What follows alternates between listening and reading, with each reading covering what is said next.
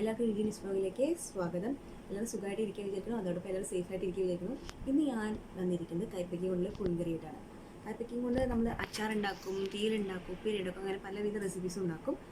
ഇന്ന് ഞാൻ വന്നിരിക്കുന്നത് കൈപ്പയ്ക്ക കൊണ്ട് പുളിങ്കറിയായിട്ടാണ്. അപ്പോൾ ഈ പറഞ്ഞ റെസിപ്പീസൊക്കെ ഞാൻ ഓരോ വീഡിയോയിലായിട്ട് കാണിച്ചു തരാം. ഇന്ന് ഉണ്ടാക്കുന്നത് കൈപ്പയ്ക്ക പുളിങ്കറിയാണ്.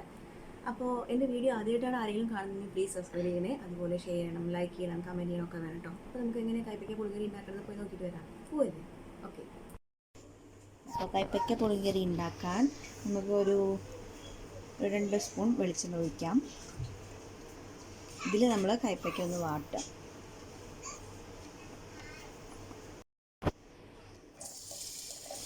കൈപ്പയ്ക്ക ഇട്ടുണ്ട്.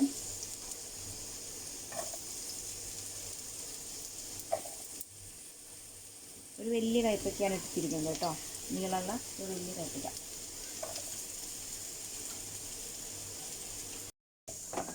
ഇനി ഇത് വാടണ വരെ നന്നായിട്ട് ഇളക്കാം. അപ്പോൾ നമുക്കിതിലേക്ക് കുറച്ച് ഉപ്പ് ചേർക്കാം. ഇനി നമുക്ക് കുറച്ച് തേങ്ങ ഇടാം. ഇത് ഞാൻ ഒരു കയ്പ്പൊന്നും അറിയാണ്ടിരിക്കാനും ഒക്കെ ഇത് നമ്മളിനി പുളി ഒഴിക്കും, പക്ഷേ ഒരു ടേസ്റ്റിനൊക്കെ വേണ്ടിയിട്ടാണ് ഈ തേങ്ങ ഇടുന്നത് കേട്ടോ. ഒരു പിടി തേങ്ങ, ഒരു കയ്യിലൊരു പിടി തേങ്ങ അതിൻ്റെ ഒപ്പം കൂടെ വാട്ടുക. തേങ്ങ ഓപ്ഷനിലാണ്, വേണമെങ്കിൽ ഇട്ടാൽ മതി, ഇല്ലെങ്കിൽ വേണ്ട. ഞാനൊരു ടേസ്റ്റിന്, കറിക്കൊരു ടേസ്റ്റിന് വേണ്ടിയിട്ടാണ് തേങ്ങ ചേർക്കുന്നത്. അപ്പോൾ ഇതിൽ കൂടെ വാടിയിട്ട് പിന്നെ പുളി ഒഴിക്കുമ്പോൾ ഒരു പ്രത്യേക ടേസ്റ്റാണ്.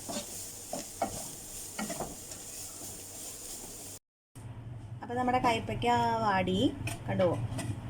അപ്പോൾ ഇത് ഇടയ്ക്കിടയ്ക്ക് ഇളക്കി കൊടുക്കണം, അല്ലെങ്കിൽ തേങ്ങ. അപ്പം നമ്മൾ ഇനി ഒന്നുകൂടിയും കൈപ്പയ്ക്കയും ഇതൊക്കെ ഇടണമെങ്കിൽ നമ്മൾ ഉള്ളിയും ഇതൊക്കെ വാട്ടിയിട്ട് വേണം അതിലിടാം. അപ്പോൾ അതിന് വേണ്ടിയിട്ടുള്ള 2 സ്പൂൺ എണ്ണ ഞാൻ ഒഴിച്ചിട്ടുണ്ട്. ഇതിലേക്ക് നമ്മൾ 1 സ്പൂൺ കടുക് ചേർക്കുകയാണ്. പിന്നെ ഇതിലേക്ക് കടുക്, ഉലുവ, മുളക്, അങ്ങാടി മുളക്. ഇതെടുക്കുന്ന ആൾ മോനായതുകൊണ്ട് പേടിച്ചു വറുത്തിടുന്ന സമയത്ത്, അതുകൊണ്ടാണ് അത് എടുക്കാതിരുന്നത്. അപ്പോൾ മുളകും ഇട്ടു, വേപ്പിലി ഇട്ടു. ഓക്കെ. ഇനി ഇതിലേക്ക് നമ്മൾ ഉള്ളി ചേർക്കുകയാണ്. ഞാൻ സവോളയാണ് ചേർത്തിരിക്കുന്നത്.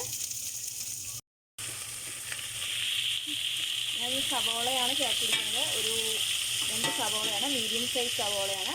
നിങ്ങൾക്ക് ചെറിയുള്ളി കയ്യിലുണ്ടെങ്കിൽ അതാണ് ഏറ്റവും നല്ല ടേസ്റ്റിന്. എൻ്റെ കയ്യിൽ ചെറിയുള്ളി ഇല്ല, അപ്പോൾ അതുകൊണ്ടാണ് ഞാൻ സവോള 2 മീഡിയം സൈസ് ചേർത്തത്. നിങ്ങളുടെ കയ്യിൽ ഒരു 10 ചെറിയുള്ളി ഉണ്ടെങ്കിൽ അത് ചേർത്തത് നല്ലതാണ്, ടേസ്റ്റ് കൂടുതൽ അതിനായിരിക്കും.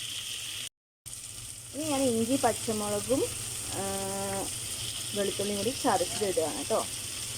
ഇഞ്ചി ഒരു മീഡിയം സൈസ്, വെളുത്തുള്ളി ഒരു 8 പച്ചമുളക് ഒരു 6 അത് ചതച്ചത് ഇടുക.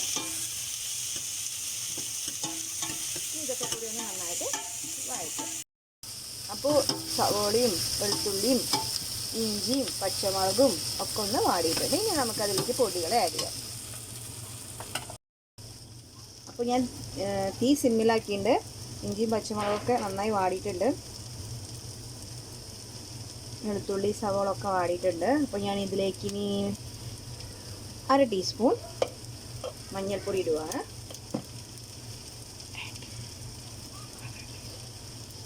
ഇതിലേക്ക് നമ്മൾ പച്ചമുളകും അങ്ങാടി മുളകും ചേർത്തിട്ടുണ്ട്, അപ്പോൾ അതിനനുസരിച്ച് വേണം മുളക് പൊടി ചേർക്കാൻ. ഒരു സ്പൂൺ മുളക് പൊടി ചേർക്കുകയാണ്.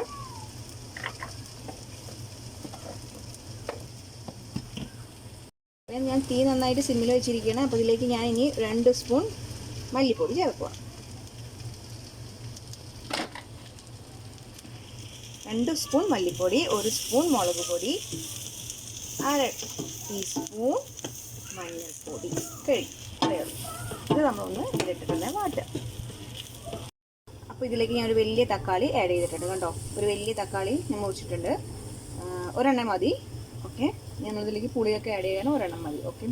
ഇനി ഇത് തക്കാളി വേവണ വരെ നമുക്കൊന്ന് വെയിറ്റ് ചെയ്യാം. ഇനി ഇതിലേക്ക് ഞാൻ പുളി ഒഴിക്കുകയാണ്.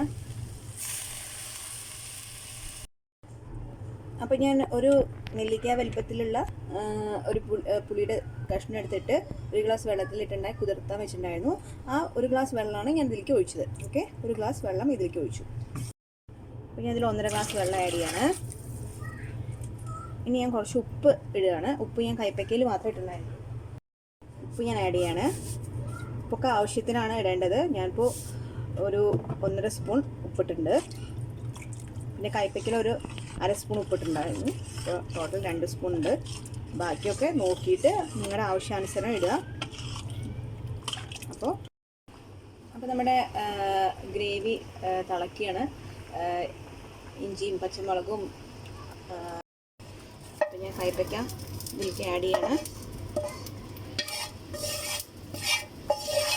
നല്ല ടേസ്റ്റി ആയിട്ടുള്ളൊരു കറിയാണ്. കൈപ്പയ്ക്കൊക്കെ ഇഷ്ടമുള്ളവർക്ക് നല്ല ഇഷ്ടമാവും ഈ കറി. കയ്പ്പൊന്നും അറിയില്ല. അപ്പോൾ നമ്മുടെ കൈപ്പയ്ക്ക ആഡ് ചെയ്തു. ഇനി ഇതിൽ കിടന്നിട്ട് ഒന്ന് സെറ്റ് ആവണം. ഈ ഗ്രേവിയിൽ കിടന്നിട്ട് സെറ്റ് ആവും. അപ്പം ഇനി നമ്മളിതിലേക്ക് കുറച്ച് പഞ്ചാര ആഡ് ചെയ്യും. പഞ്ചാര ഇല്ല ശർക്കരയാണെന്ന് വെച്ചാൽ ഒരു അച്ച് ശർക്കര, ഒരു കട്ട ശർക്കര ഇടുക, ഒരെണ്ണം ഇടാം. അതല്ലെങ്കിൽ ഒരു 2 സ്പൂൺ പഞ്ചാര ഇടാം.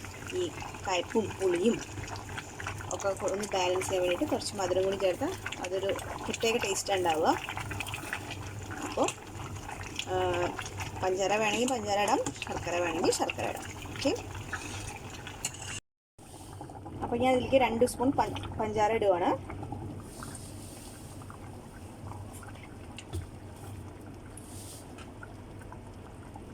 ഇനി ഒന്നുകൂടി ഒരു 2 മിനിറ്റ് വയ്ക്കുക. അത് കഴിഞ്ഞാൽ കറി റെഡിയായി. അപ്പോൾ നമ്മുടെ കൈപ്പയ്ക്ക പുളിങ്കറി റെഡിയായി. കണ്ടോ, ഇതാ കൈപ്പയ്ക്കൊക്കെ കറിയോട് സെറ്റായി കഴിഞ്ഞു. ഇത് നല്ല ടേസ്റ്റിയാണ്. ഞാൻ ഉപ്പൊക്കെ നോക്കി, ഉപ്പൊക്കെ പാകമുണ്ട്. ഉപ്പും മധുരവും പുളിയും ഒക്കെ പാകത്തിനാണ്. അപ്പോൾ നിങ്ങൾ ഒന്ന് നോക്കുക ലാസ്റ്റ് എങ്ങനെയുണ്ട് എന്നുള്ളത്. അതിനനുസരിച്ച് വീണ്ടും ആഡ് ചെയ്യണമെങ്കിൽ ആഡ് ചെയ്യാം. അപ്പം നമ്മുടെ കൈപ്പയ്ക്ക പുളിങ്കറി റെഡിയായി. കണ്ടോ, നല്ല ടേസ്റ്റാണ്. അപ്പം ഞാൻ ഇതും കൂട്ടി ചോറുണ്ണാൻ പോവുകയാണ്.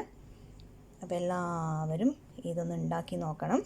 ഉണ്ടാക്കി നോക്കി ഇഷ്ടമായെങ്കിൽ ലൈക്ക് ചെയ്യണം, ഷെയർ ചെയ്യണം, കമൻറ്റ് ചെയ്യണം, സബ്സ്ക്രൈബ് ചെയ്യണം. Okay, thank you.